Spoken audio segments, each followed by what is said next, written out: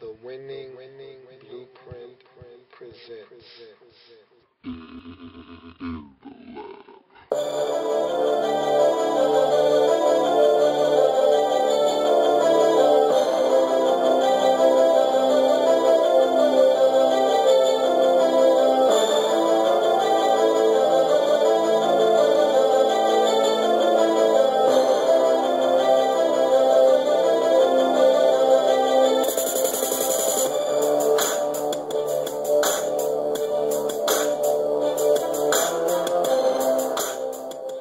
In the lab room. Welcome. You are in the lab room. I'm your host, Lou. Thank you for joining me. It's Thursday, and what does that mean? It's football day. And so we have our Thursday night matchup for Week 5 taking place tonight in St. Louis as the St. Louis Rams will be taking on division rival the Arizona Cardinals in some family business. And normally the Arizona Cardinals taking on the St. Louis Rams is a small blip on the radar screen. That's one of those ho-hum games that you just pass off as one of those NFC West matchups that has to take place, but nobody's watching, nobody cares. A little bit different this year. The Arizona Cardinals have started this season 4-0, and the St. Louis Rams, under the direction of Jeff Fisher, are 2-2, and they're playing some inspired football. And they're home, and they've won both of their home games this season, and so undefeated home team against a team that hasn't lost, period, this year. It's going to be a very fun matchup. Never thought I would say that the Arizona Cardinals versus the St. Louis Rams on a Thursday night would be intriguing football, but that's exactly what this game has turned out to be. And so we're going to see how this game plays out. I think it's going to be a close, nip and tuck ball game. It's family business. You know how family business is normally conducted. Rarely do you get a team that is blown out when the two teams are competitive. And so family business normally comes down to the wire. Who makes the least amount of mistakes, who makes the last big play of the game normally decides who's going to win the game when family business is being conducted. And so I expect this game to go down to the wire. Now, before we get into the preview of this game, just want to let you know that, again, I don't have a lot of pink shirts. So when you only have one, you have to spice it up a little bit. So I'm coming with the popped collar today. And so if you see me and you think I look a little strange, it's because I got the collar popped today. I think I look good with the collar popped, by the way. So let's get into the preview for this game. The Rams are coming off of a big victory at home. They conducted some family business of their own a week ago against the Seattle Seahawks at home, a team that had just came off of a big victory and who had just won 2 straight at home. And so they had the Seahawks, who were feeling good about themselves, playing some really confident football, coming off of 2 straight victories, coming into St. Louis, and the Rams stifled them on the defensive side of the football. The Rams took it to that Seattle Seahawks offense. Marshawn Lynch was his usual self, presenting a problem for that St. Louis Rams defense. But as far as Russell Wilson is concerned, the rookie quarterback of the Seattle Seahawks, they limited him to next to nothing. In fact, instead of him proving to be a strength or someone that just can manage the game and help the Seahawks win, he was actually a hindrance in that game. He threw 3 interceptions against this St. Louis Rams defense, and they put pressure on him. And he's known for being able to move around in the pocket, be able to use his legs to extend plays and pick up first downs. They weren't allowing him to do that on Sunday last week in Week 4. They were getting after him, keeping him in the pocket, and forcing him into errant throws, and they were taking advantage of it. One of those interceptions wasn't his fault. The receiver had the ball, and he had it taken from him. He had it absolutely snatched away from him by the Rams defender. And so the Rams are being more aggressive. And you know that's what you're going to get when you're playing against a Jeff Fisher coached football team. You're going to get aggression. You're going to get guys who are going to give maximum effort on every snap. And then once the whistle is blown, you're going to get a little extra. So you have to be prepared for that. Anytime you're playing against a team that has Cortland Finnegan on it, you're going to get extra after the whistle. Mentally, you have to prepare yourself to not react to what Cortland Finnegan is doing to you. Because, again, Cortland Finnegan doesn't get caught, you do. Because you're the one that reacts to his shenanigans and his foolishness, and you get penalized for it. And he laughs and walks away. That's what he's trying to do. He's like Dennis Rodman. He's trying to get into your head, get you out of your game, and get you to make mistakes that cost your team penalty yards. Don't fall into the trap. These Rams are a very well-coached football team. They're going to limit the amount of mistakes that they make, and they're going to try to force you to make mistakes. They're going to try to run the football, get the ball out of Sam Bradford's hands very quickly, allow him to get it to his receivers, and see if they can make some things happen. They did just enough last week to win. They didn't wow you. They kicked 4 field goals, scored 1 touchdown that came on special teams. They did nothing special last week, but they did enough to win. That's what Jeff Fisher coached football teams do. It's never pretty. It's never overwhelming, but it's enough to win. They find ways to stay in ball games, whether it be field goals, holding you to field goals, or stopping you from scoring a lot of points. They just hang around and they give themselves a chance. And at the end, if you're not careful, they'll sneak away with a W. That's what this Rams team has been doing this year. They did it against the Redskins. They did it against the Seahawks. And they're 2-2 on the season. A team that I had winning maybe 2 or 3 games coming into the season. And I knew that Jeff Fisher, he was good for about 2 or 3 victories himself. By himself, Jeff Fisher is worth 2 or 3 victories. But I didn't think they had enough around Sam Bradford to make this thing work immediately. But I was wrong. They went out. Some of these picks they made were questionable. I didn't like some of the moves that they made. But it's working together. They're making these guys come in. Tremaine Johnson was a pick out of Montana, cornerback. He had a pick last week. He's coming into his own.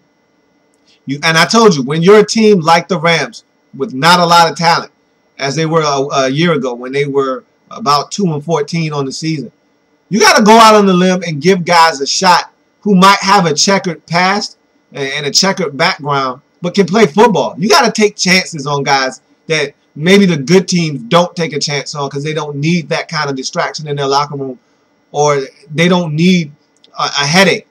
But then when you're a team that's not very good, that doesn't have a lot of talent, you got to go out on a limb and take chances on guys. And that's exactly what they did in going and getting Janoris Jenkins, the cornerback from North Alabama, who was a transfer from Florida because he was kicked off of that team for not being able to follow the rules at the University of Florida. But he has talent. You got to be able to take a chance, and that's what they did. And Jeff Fisher is the type of coach that can take a chance on a guy like that because he's going to get him to buy into what he's doing. He can keep guys in line, as he did with Pac-Man, I guess, to a certain extent. Albert Hainsworth. You see guys like that, he was able to get the most out of those guys when he had them. Maybe not keep them clean off the field as much so as he was able to keep them clean on the field. But nonetheless, you got to be able to take chances on guys. And I think they're getting better because they're starting to get talent on their team. And the first thing they needed to do was protect Sam Bradford. And I think that they've done that a lot better this year than I thought they were going to do coming into this season. Jason Smith, their bust left tackle, one of their early round draft choices. I think he was the 2nd pick in the draft about 4 or 5 years ago. He's a bust at left tackle. He was a problem. They moved him to the right side, and they drafted Roger Saffold a couple years ago. And so I thought this was going to be an upgrade for them. And then they went out. They traded him away, him being Jason Smith, for Wayne Hunter, the Jets' problematic left tackle, moved him to the right side. He's injured as well. And so Roger Saffold is banged up. Wayne Hunter is banged up. And so that's going to be an issue tonight against the Arizona Cardinals because they've been getting pressure on the QB. It doesn't matter who they've been playing. They've been bringing exotic blitzes with their linebacker. Daryl Washington is an animal. All right, he's been getting to the quarterback at an alarming rate. So has Sam Acho. These linebackers, they have a young nucleus of linebackers. They're getting to the quarterback. And I love what Daryl Washington has been doing. He forced a fumble last week against the Dolphins in a pivotal spot in the game. When they needed a turnover, he helped create it. They get pressure. And so they're going to have to protect Sam Bradford. If getting the ball out of his hands with a lot of 3-step drops is the answer, then so be it. If leaving a tight end to help block and protect and also leaving a back in there is the answer, so be it. They're going to have to find ways to protect Sam Bradford because this Arizona Cardinals defense is very aggressive. They love to come after the quarterback, and they hit home a lot of times. They get to the quarterback, and when they get there, they cause havoc. And so they're going to have to find ways to protect Sam Bradford. When they've been able to protect Sam Bradford this season, they've been a very dangerous team. They were able to outscore the Redskins in a shootout when they were able to protect Sam Bradford.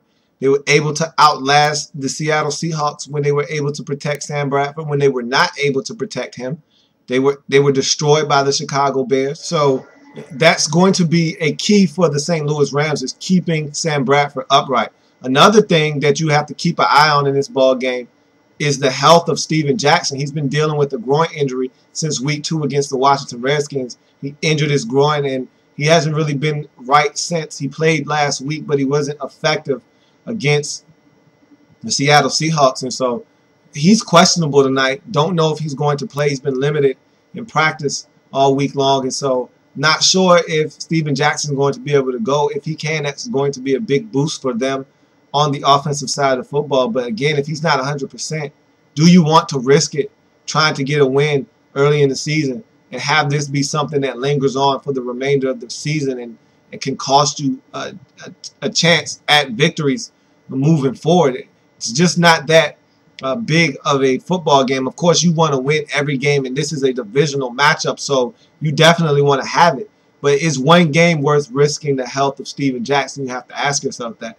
Again, if his groin injury isn't something that's going to get worse with him playing, he's going to play. That's with any player. If their injury is not going to be exacerbated by them playing in the game, they're going to play. If they can tolerate the pain. If that injury has a chance of getting worse, you have to sit them down. You can't risk a player of Steven Jackson's worth to this football team on one game, especially if this one game is week 5 of the National Football League season. You can't do it. And so we'll see if Steven Jackson can give it a go tonight. If he can, that'll be a boost for this St. Louis Rams. If not, they'll just have the next man step up, whether that's going to be their rookie running back Richardson or their other rookie running back Isaiah P. We don't know who it's going to be, but we'll see. They've had success on the ground at times this season, and then they've had other times where they haven't. This line is so patchwork right now with the injuries at the left and right tackle positions. Also, they have injury at guard. They had to re-sign a guy that they released in camp, Quinn Okajanaka, to come back and play because they're just so banged up and so thin on the offensive line. And so that could be a problem tonight. We'll see. We're going to keep an eye on that. Looking at the Arizona Cardinals on the offensive end, they've been doing well of late. Kevin Kolb had taken over after the starter, John Skelton, went down in week 1 with an injury. Kolb came in, saved the day in week 1, and has played steady football since then. And so we're going to see how this Arizona Cardinals team is able to continue playing football on the offensive side of the football. They've been doing well. That line, though, is becoming an issue. It was an issue coming into the season with Levi Brown going down with the season-ending injury in the preseason. And so you knew this line was going to be patchwork. Now it's starting to become a problem. They gave up a lot of sacks last week. Cameron Wake himself had 4.5 sacks against this Arizona Cardinals offense last week. And so they got to protect Kevin Kolb. When you don't protect Kevin Kolb, he starts to see ghosts. When Kevin Kolb starts to see ghosts, he starts to do dumb things with the football. He starts to make erratic decisions. That's when you get the turnovers. Last week he turned it over 2 times. One of those picks in the red zone, a very, very bad pick in an inopportune time. You have to protect Kevin Kolb. Once he starts getting pressure on him consistently, he starts to get skittish in the pocket. Once he starts getting skittish in the pocket, then you get problems. Then you get picks. Then you get sacks. Then you get balls being held on too long and get fumbles. You need to protect Kevin Kolb and make him feel comfortable about it. As comfortable as you can make him feel. And he's a mobile guy. I think that gets lost sometimes in watching him be in the pocket and him taking unnecessary sacks sometimes. He can move. He's not a statue back there. They need to roll him out, get him out of the pocket, get him comfortable, move the pocket around. You know, get him on some bootlegs get him rolling out, and let him move around, move the pocket around so he's not a stationary target for the St. Louis Rams to tee off on. I thought last week the Rams did an excellent job of keeping Russell Wilson in the pocket and making it hard for him to make plays with his legs. And so they forced him to beat him with his arm, and he couldn't do it. He just couldn't get it done. And they put a lot of pressure on him. They put immense pressure on Russell Wilson a week ago, and it proved dividends for them as they had 3 interceptions against Russell Wilson, and that led to their victory. They clinched the victory with a last-second pick on that last drive by the Seattle Seahawks to clinch the victory for them. So if the Rams can do what they did a week ago, and that's get pressure on the quarterback, they'll see it yield dividends for them in this ball game, because Kevin Kolb is a guy that will turn it over if you put pressure on him early and often. So that's something to also keep an eye on. Beanie Wells is out, and he's going to be out for a while. He's been put on IR, but the new IR that allows the player to return. So he'll be out for an extended period of time. So enter Ryan Williams, the rookie or second year back, but for all intents and purposes, this is his rookie season. He missed all of last year with a knee injury, and so this is his first season. He's got to hold on to the football. Okay, he didn't fumble a week ago, but he's fumbled in 2 out of the 4 games, and they've been critical fumbles. His fumble almost cost them a victory against the New England Patriots. Luckily for them, Stephen Gostkowski missed that last-second field goal, and the Patriots mishandled the clock management at the end of that ball game and didn't try to get closer. And so he missed that field goal, but that could have cost them that game. He fumbled the previous week in week 1 and only his 2nd professional carry in the National Football League. He fumbled that away, and so hope was Ken Wisenhunt wouldn't go away from the young fellow because he can make plays. He's very talented. Now, he didn't have a choice. You know, they don't have a lot of depth back there at running back. And so, you know, they have Lerod Stevens Howling. They have Ryan Williams. They kept William Powell. They don't have a lot of guys they can turn to and hand the football to. So Ryan Williams is going to get the football. He's going to get the bulk of the carries. So Ken Wisenhunt has no other option but to trust this young man. And so he has to step up. He didn't fumble last week. That was good. But he didn't make any plays last week either. He needs to start making plays. If they have a hole there, hit it hard and show off some of that speed that you possess and that you showed all too well at Virginia Tech. And show them the playmaker that you can be and hold on to the football. That's first and foremost. Can't run anywhere if you don't have the football. And so you got to hold on to the ball. He's going to be someone to keep an eye on tonight because I think the St. Louis Rams defense can be ran on. They can be ran on. Marshawn Lynch ran on them. When the Redskins played them, Alfred Morris ran the football against them. The Bears ran the football against them. They can be ran on. So Ryan Williams, if he gets holes tonight, it'll be interesting to see if he's able to take advantage of any opportunities that's afforded to him tonight against this St. Louis Rams run defense. Looking at the defenses in this game, the Cardinals defense has been playing really solid football over the first 4 games of the season. That's the reason why they're 4-0 right now. The offense has did just enough to win, and they've augmented that defense beautifully. But this defense has been the catalyst. They held the Patriots to 18 points. They held the Seattle Seahawks to 16 points in the first game of the season. The Patriots to 18 in the second game of the season. And so they've been holding teams down this year and finding ways to win games. They smothered the Philadelphia Eagles 2 weeks ago at home in week 3. Smothered them to the tune of 27-6. Dominated that game. Made the Eagles look pedestrian on the offensive side of the football. Then they had a letdown a week ago. But good teams have letdowns and still find a way to win. And that's what the Cardinals were able to do a week ago against the Dolphins. They were sleepwalking through that game for the first half. It was 13-0 Dolphins at the half. Cardinals didn't look like a team that was undefeated. But they woke up at halftime, came out, established themselves as the better team, took the lead, made a couple of critical errors, but were able to overcome it because that's what good teams can do. Now, you can't hang your hat on that because if you make mistakes, if you turn the football over in the National Football League, most times you're going to lose.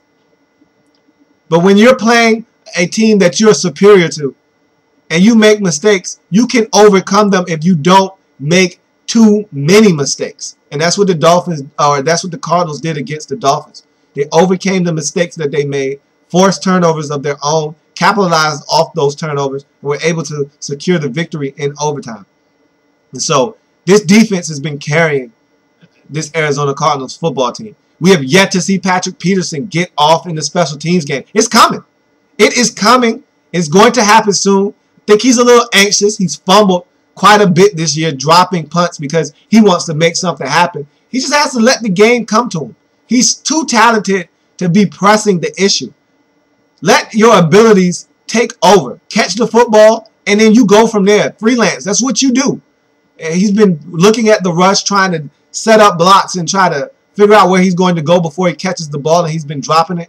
Just catch the football and let your natural abilities take over, and you'll be fine. He's going to bust one here shortly. If you're the Rams, don't let you be the first victim. Don't let it be you on national television. It's coming, though. Someone's going to get it. Don't let it be you, St. Louis Rams. And so, you know that aspect of the game is coming shortly for the Arizona Cardinals. And so this Cardinals team, they're in a great position right now because they're playing really solid football. And the one thing in the National Football League that you want to do is you want to play good football to start out the season. You want to play your best football to close out the season. And so they got off to a good start. That's what you want to do. If you're going to have rough patches in the league during the course of the season, you want to have it be in the middle. You know, start off hot, simmer down a bit if you're going to do so, then rev it back up to finish up the season. And the Cardinals have took care of the first part of that equation by playing good football. Now, no one wants to scale it back and start losing games and simmer down. If you're hot, you want to remain hot. But you got to get off to a good start. This start by the Arizona Cardinals has put pressure on the San Francisco 49ers, more so than they thought that they were going to face coming into the season. You can ask any 49er player, coach, staff member. They'll tell you, oh, we knew that this division was going to be hard to win, and we expected to struggle. They're going to give you the coach speak, the player speak. They're going to give you the politically correct answer. But in their heads, they were thinking, we're going to run away with this division. No one in this division is better than us. No one in this division is going to be able to compete with us for this title. All we have to do is go out and take care of business, which they have for the most part. They're sporting a 3-1 record right now. And so, by most accounts, 3-1 should be enough to lead that division. And everyone thought that would be more than enough if the 49ers had that record, which they do. But no one saw another team in this division rising up and being undefeated at this point in the season. So the Arizona Cardinals are really playing good football. They need to continue that. They need to go on the road against a divisional opponent in the Rams, find a way to come out with a W.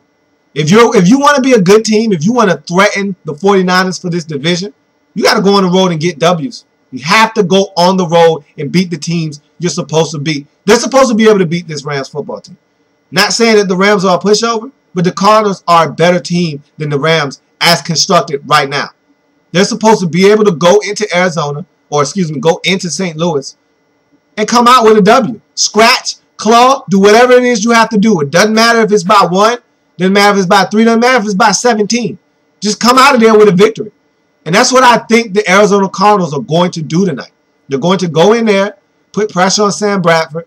I think Steven Jackson is banged up. I'm not sure if he's going to play, and even if he does, I don't know how effective he's going to be. I think they're going to stop the running attack of the St. Louis Rams, force them to get whatever they're going to get through the air. They have a weapon, do the Rams, in kicker Greg Zuerlein. I think Pro Football Talk gave him an excellent nickname, Young Jeezy. That's a great name. I got to give them credit. They come up with some excellent nicknames. Young Jeezy. I'm going to start calling him that. Young Jeezy, Greg Zuerlein, excellent young kicker in this league. Again, there are a crop of great young kickers in this league. Connor Barth, Blair Walsh, Greg Zuerlein, a lot of good, young, powerful legs in the league. He's one of them. He's heading that class right now. And so if you're the Cardinals, got to stop them from putting together drives, because if they get across midfield and get about to the 45-yard line, that's a 62-yard field goal. They're in Young Jeezy range at that point. He's shown the propensity to pound home 60-yard field goals with ease. And so you got to limit them in their drives and can't allow them to get past midfield, because once you do, they're in field goal range.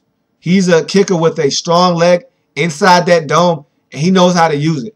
And so, all that aside, I see the Cardinals going into St. Louis. This is going to be a fun game.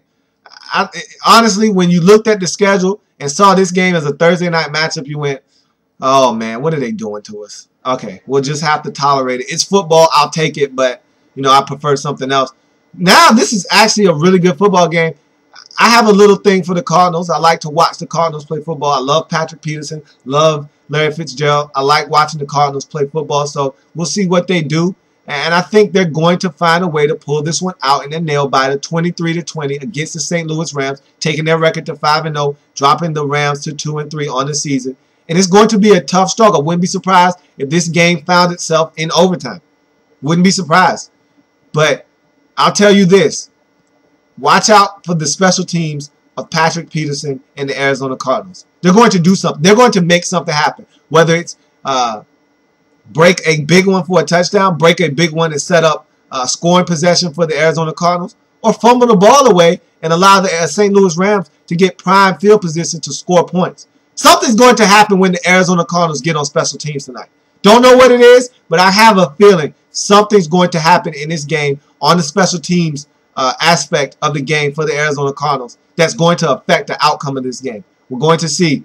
I can't wait. I'm kind of anxious. I want to see this game. Never thought I'd be anxious to watch the St. Louis Rams play at all. I don't care who they're playing. I didn't think I would be anxious to see them play, but I want to see this Cardinals team in action against the Rams in a good NFC West matchup. Did I just say that?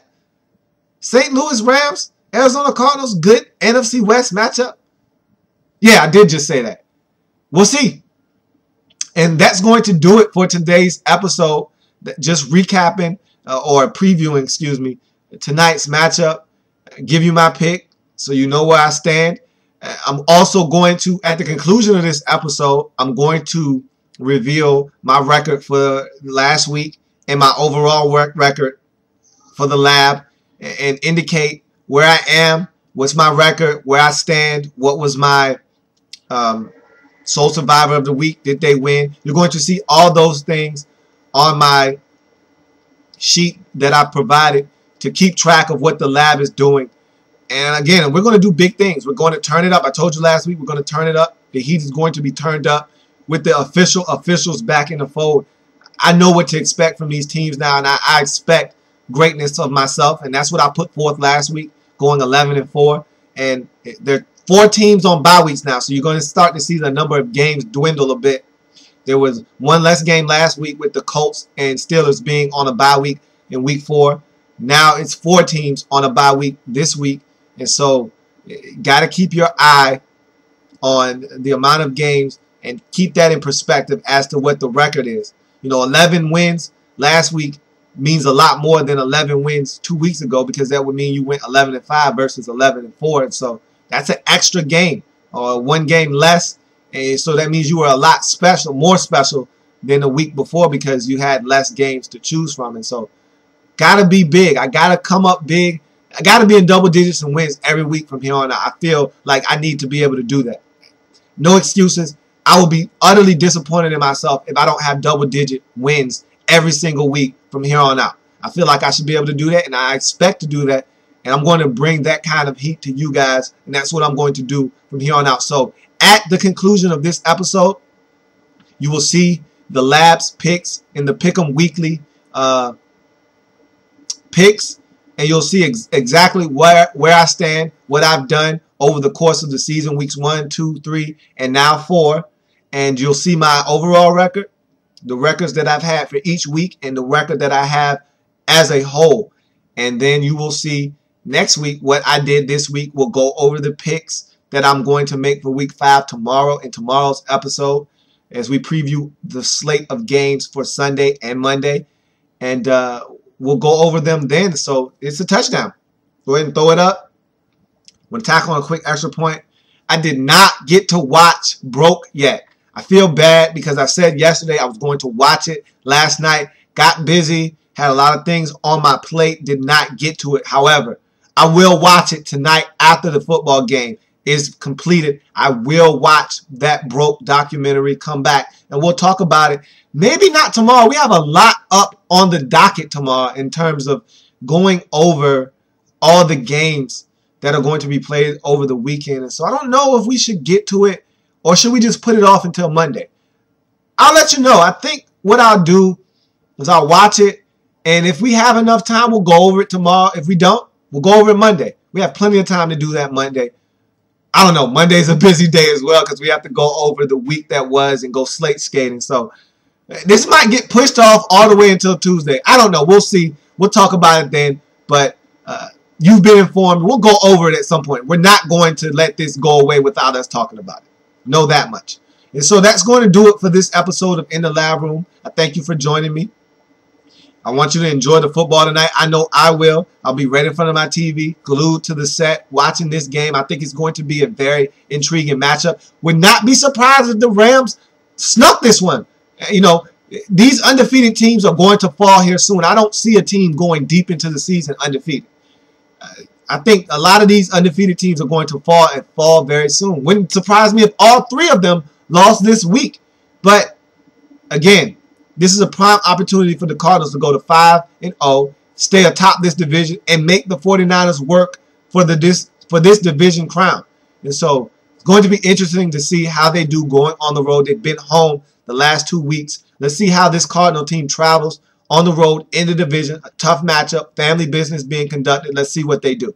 And so, again, thank you for joining me. Drop something in the inbox at inthelabroom@gmail.com. I'm on Facebook. Like me on Facebook. Every single video that I post daily is on my Facebook page. So check the Facebook page out if you want to see the show. Can't find it on YouTube because it's on YouTube. But if you can't find it there, it's on the Facebook page at In the Lab Room.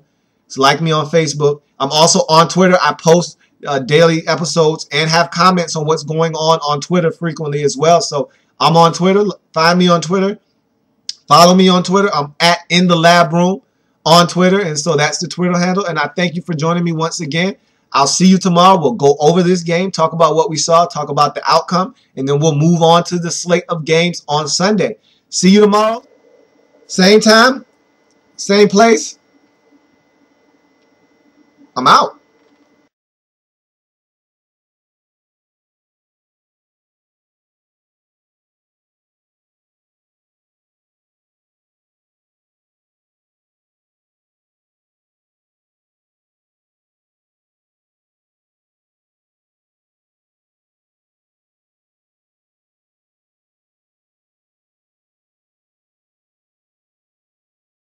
L.A.B.